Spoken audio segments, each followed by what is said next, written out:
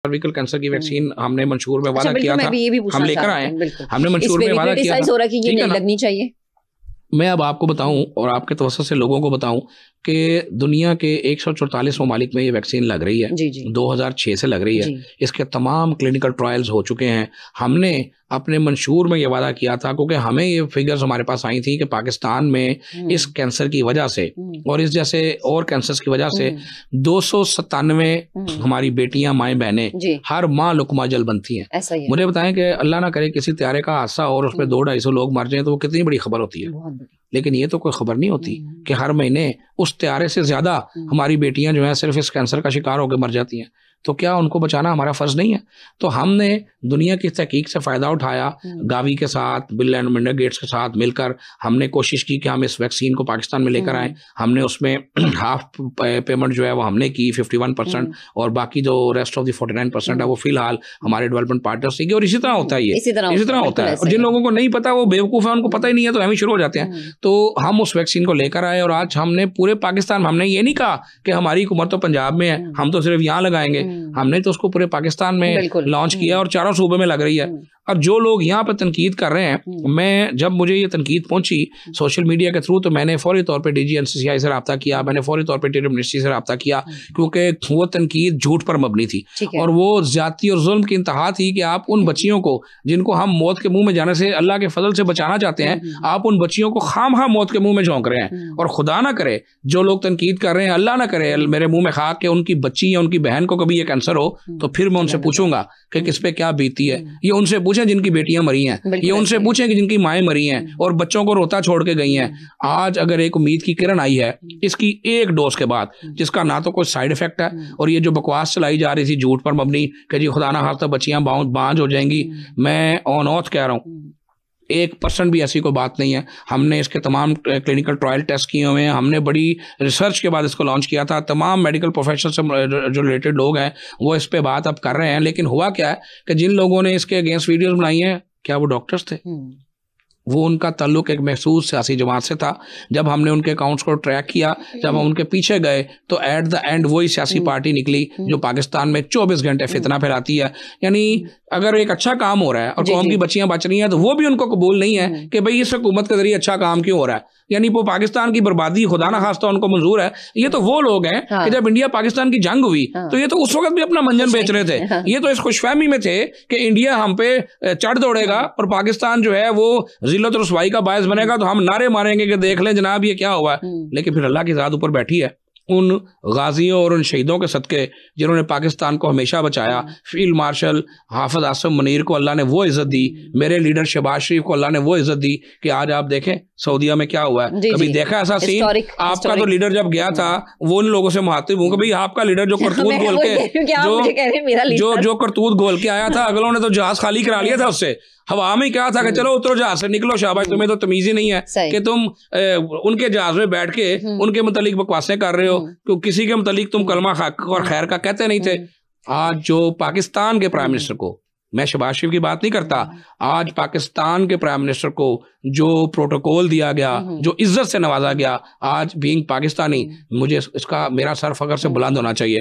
लेकिन कईयों को अभी भी मौत पड़ी हुई है। तो भी जिनको पड़ती है वो पड़ती रहे। पाकिस्तान अल्लाह के फजल से था, है और रहेगा इंशाल्लाह। पाकिस्तान को किसी लीडर की कोई जरूरत नहीं है। अगर कोई लीडर ये समझता है कि मेरे बगैर पाकिस्तान नहीं चल सकता तो वो खुशफहमी में है। पाकिस्तान ला इलाहा इल्लल्लाह मोहम्मद रसूलुल्लाह पे बना है, ये था, ये है, ये रहेगा इंशाल्लाह। और अल्लाह के फजल से पाकिस्तान आगे जाएगा, पाकिस्तान तरक्की करेगा। जिसको तकलीफ होती है वो होती रहे। इंडिया की तकलीफ तो समझ आती है, अपनों की नहीं आती, और लोगों की तकलीफ तो समझ आती है, इनकी तकलीफ क्यों नहीं समझ आती? मुझे समझ नहीं आता कि ये कहने को तो कहते हैं कि हम बड़े बड़े पाकिस्तानी हैं, हम नया पाकिस्तान बनाना चाहते हैं। तो जब पाकिस्तान अच्छा हो रहा है, जब पाकिस्तान को दुनिया इज्जत दे रही है, जब पाकिस्तान के साथ बैक वक्त अमेरिका, चीन और रूस के बेहतरीन ताल्लुकात है, जो माजी में कभी ऐसा सीन नहीं देखा होगा आपने कि पाकिस्तान और इनके अब्बा जी थे जिनसे इनकी बड़ी उम्मीदें थी, जब अब्बा जी ने अपना किबला बदला तो उन्होंने अब्बा जी बदल लिए। तो आप ये ट्रम्प के खिलाफ बातें करते नजर आते हैं। पहले कहते थे ट्रम्प जो आवेगा लागू पता जाएगा। अच्छा चलें, ये तो जाती बात हो जाएगी ना। मुझे ये बताएं कि हेल्थ के शोबे में इस वक्त पंजाब गवर्नमेंट क्या कर रही है, क्योंकि फ्लड की सिचुएशन थी, अभी तो रिलीफ रेस्क्यू ऑपरेशन चल रहे हैं, रिहेबिलिटेशन की तरफ जब आप लोग जाएंगे क्या कोई प्लान है? मैं चाह रही हूँ जो हमारी आवाम सुन रही है उन तक पहुंचे। जो पिछला 1-1.5 साल है, आपने ये देखा कि सीएम साहबा ने जब ओथ उठाया था, अगर आप उनकी पहली तकरीर निकाल लें तो उन्होंने 2-4 मेन बातें की थी। उनका सबसे बड़ा चैलेंज ये था कि मैं इंशाल्लाह सेहत की सहूलत को चलाकर आपके घर लेकर आऊंगी। लोगों ने कहा यार ये क्या है, अभी झूठ बोल दिया, ये कैसे हो सकता है कि सेहत की सहूलत चल के हमारे घर आ जाए। तो फिर लोगों ने देखा कि अल्लाह के फजल से सेहत की सहूलत की दस्तक चल के आपके घर आई। क्लिनिक ऑन व्हील्स जो इस वक्त हमारा सबसे लीडिंग ब्रिगेड है, 911 क्लिनिक ऑन व्हील्स, जिनकी अफादियत आज सैलाब में आके आपको पता चली है कि जहां जहां सैलाब आया, ये इतना बड़ा डिजास्टर था, इसमें आउटब्रेक होने का अंदेशा था, वबाई अमराज फैलने का अंदेशा था। क्लिनिक ऑन व्हील्स ने माजी के वो सारे रिकॉर्ड तोड़ दिए कि जब आप कहते थे कि जनाब आप फ्लड कैंप लगाना है, यार कहीं से बैनर लिखवाओ, कहीं से डॉक्टर पकड़ो, यार अब दवाइयाँ वहां तक कैसे पहुंचेंगी, रस्ते में तो पानी है। और क्लिनिक ऑन व्हील्स एक चलता फिरता फ्लड कैंप साबित हुआ, जिसने हर जगह जाकर लोगों की खिदमत की। और मैं अगर आज के फिगर आपको दूं तो आज की तारीख तक जब से फ्लड आया है, क्लिनिक ऑन व्हील्स 8.5 लाख से ज्यादा लोगों का इलाज उनकी दहलीज पर कर चुका है। और उसके बाद जो सीएम साहबा का एक बेहतरीन इनिशिएटिव आया, क्योंकि बहुत सारे लोग ऐसे थे जो वाटर लॉक एरिया में लोग हो गए थे, जहां पर आपकी रोड एक्सेस खत्म हो गई थी, वहां पर सिवाय किश्ती के आपके पास कोई तरीका नहीं था जाने का। तो फिर क्लिनिक ऑन बोट फौरी तौर पर 24 से 36 घंटे में मैं शाबाश देना चाहूंगा अपने डिपार्टमेंट के उन तमाम वॉरियर्स को। मैं शुक्रिया अदा करना चाहूंगा चीफ मिनिस्टर पंजाब के थ्रू DGPDMA का, रेस्क्यू 1122 के साथियों का, जिन्होंने 24 से 36 घंटे में उन बोट्स को क्लिनिक ऑन बोट में कन्वर्ट किया। हमारे डॉक्टर्स, हमारी नर्सेज, हमारा पैरामेडिकल स्टाफ, हमारे जो वॉरियर्स हैं, उन्होंने अपनी जानों को हथेली पर रख के उन कश्तियों पर जाकर flood affected water lock areas में लोगों के पास गए। कई ऐसी इंपॉर्टेंट जानें बचाई कि जो अगर क्लिनिक ऑन बोट के थ्रू ये ना पहुंचा जाता तो शायद वो जाने चंद घंटे में चले जाती। इतना बड़ा डिजास्टर। और आप देखें कि अल्हम्दुलिल्लाह जानी नुकसान जो है वो बहुत सारे इलाकों में बिल्कुल नहीं हुआ, मवेशियों तक का नुकसान नहीं हुआ, बर वक्त इन्हला मुमकिन बनाया गया, प्री फ्लड एक्टिविटीज की गई। और जो जानी नुकसान हुआ वो आपको पता है कि वो इसलिए हो गया कि लोग निकल नहीं रहे थे, लोगों को हाथ जोड़े गए कि खुदारा यहाँ पर पानी आने वाला, आप निकल जाए, लेकिन वो जो है उन्होंने कोऑपरेट नहीं किया, जिसके नतीजे में हमें कुछ जानी नुकसान कुछ जगहों पे बर्दाश्त करना पड़ा। तो क्लिनिक ऑन व्हील के साथ आप देखें जो मोबाइल फील्ड हॉस्पिटल है, जी एक्सरे तक उसके अंदर शामिल है, डिलीवरी तक उसके अंदर हो जाती है, और टेस्ट जो लेबॉर्ट्री है आपकी वो भी उसके अंदर मौजूद है। तो माजी में तो ऐसा सीन कभी किसी ने नहीं देखा कि ये तमाम चीज़ें शामिल की गई हों। और फिर जो हमारी सबसे बड़ी जो अल्लाह के फजल से मैं समझता हूँ कि फ्लड की अचीवमेंट है कि सांप के काटने की शिकायत बहुत बढ़ जाती हैं जब फ्लड आता है। ठीक है, अल्हम्दुलिल्लाह सुम अल्हम्दुलिल्लाह 154 केसेस कल की तारीख तक पूरे सूबे में रिपोर्ट हुए थे फ्लड इफेक्टेड एरिया में। और नॉर्मली इसमें कई दफा डेथ हो जाती थी लोगों की, लेकिन विजिलेंस इतनी स्ट्रांग थी, लोगों की एक्टिविटी इतनी तगड़ी थी, हेल्थ डिपार्टमेंट इतनी तेजी से जाग रहा था कि किसी एक शख्स की भी अल्लाह के फजल करम से डेथ नहीं हुई। हर शख्स को मौके पे वैक्सीन जो फ्राहम की गई, और तमाम के तमाम लोग अल्हम्दुलिल्लाह बिल्कुल अल्लाह के फजल से सेहतमंद और तंदुरुस्त हैं। और पूरा मैकेनिज्म डिज़ाइन किया गया। अब हम अल्लाह के फजल से उनको एक जो मेडिसिन का एक पैक है वो भी देने जा रहे हैं, हम टोल फ्री नंबर देने जा रहे हैं कि जब पानी उतर जाएगा तो हमारा काम ज़्यादा तेज़ होगा।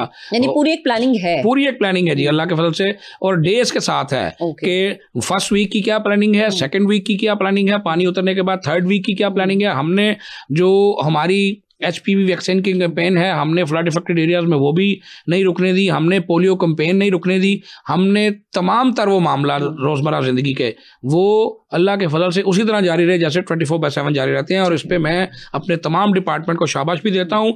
मैं टॉप टू बॉटम, ऊपर से नीचे तक हर शख्स का मशकूर हूँ। मैं डॉक्टर्स का मशकूर हूँ, मैं नर्सिस का मशकूर हूँ, मैं फार्मासिस्ट का मशकूर हूँ, मैं पैरामेडिकल स्टाफ का मशकूर हूँ, मैं हेल्थ वर्कर्स का मशकूर हूँ। इवन जो सुथरा पंजाब के लोग जो सफाई करते हैं, यकीन करें उन्होंने भी बड़ा वाइटल रोल प्ले किया है। और सबसे बढ़ के मैं अपने रेस्क्यू के जवानों का मशहूर हूँ कि जिन्होंने हजारों जिंदगियां बचाई हैं। मैं पाक फौज के उन जवानों का मशहूर हूँ कि जिन्होंने फ्रंट लाइन पर जाकर किरदार अदा किया है। मैं पुलिस के उन जवानों का मशहूर हूँ जिनको मैंने खुद देखा कि अपने कंधों पे, अपने कंधों पे लेकर, बिल्कुल हर डिपार्टमेंट ने अपने रोल को प्ले किया है। हर लोग तनकीद करना बड़ा आसान है। ये जो सोशल मीडिया वॉरियर्स हैं, इनका कुछ नहीं जाता, ये बैठे बैठे 2-4 लाइनें लिखते हैं और तनकीद कर देते हैं। काश अपने घर के गर्म बिस्तर से उतर के आप एरियाज में आके प्रैक्टिकली फिरे। मैं यकीन करें, जिस एरिया में गया हूँ, मैं जब जाता था रात को मेरे रैशेज हो जाते थे, मुझे शदीद तरीन एलर्जी हो जाती थी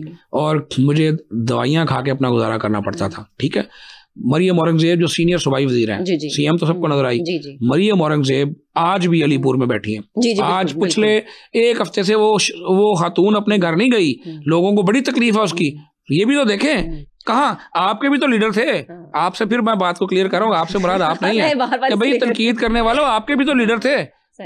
है कि कोई ऐसा लीडर तो दिखाओ। तुम्हारे लीडर तो दबके बैठे हैं। केपी में सैलाब आता है, आप लोग कहीं नजर नहीं आते। केपी में जलजला आता है, आप लोग कहीं नजर नहीं आते। केपी में लॉ एंड ऑर्डर सिचुएशन बनी है, आप लोग कहीं नजर नहीं आते।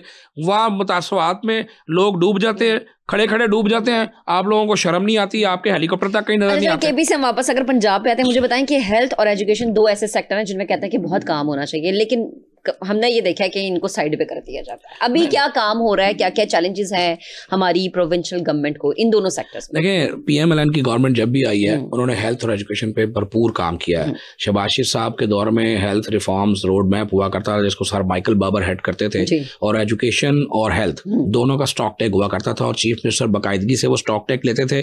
हम बीइंग मिनिस्टर वो स्टॉक टेक लेते थे। उसमें एक एक इंडिकेटर को थर्ड पार्टी के जरिए एवेल्युएट किया जाता था। और जब सर माइकल बाबर गए तो वो जो रिमार्क्स देकर गए वो रिकॉर्ड पे मौजूद है, उन्हें कोई नहीं बदल सकता। वो मेरे पुफी के बेटे नहीं थे, या शहबाज शरीफ साहब के चचा के बेटे नहीं थे। वो जिनके पुफी के बेटे हो सकते हैं, उनके बारे में तो उन्होंने कोई रिमार्क्स नहीं दिया, लेकिन हमारे बारे में जो बात करके गए वो आज रिकॉर्ड पे मौजूद है। आज भी चीफ मिनिस्टर पंजाब की टॉप प्रायोरिटी है हेल्थ और एजुकेशन।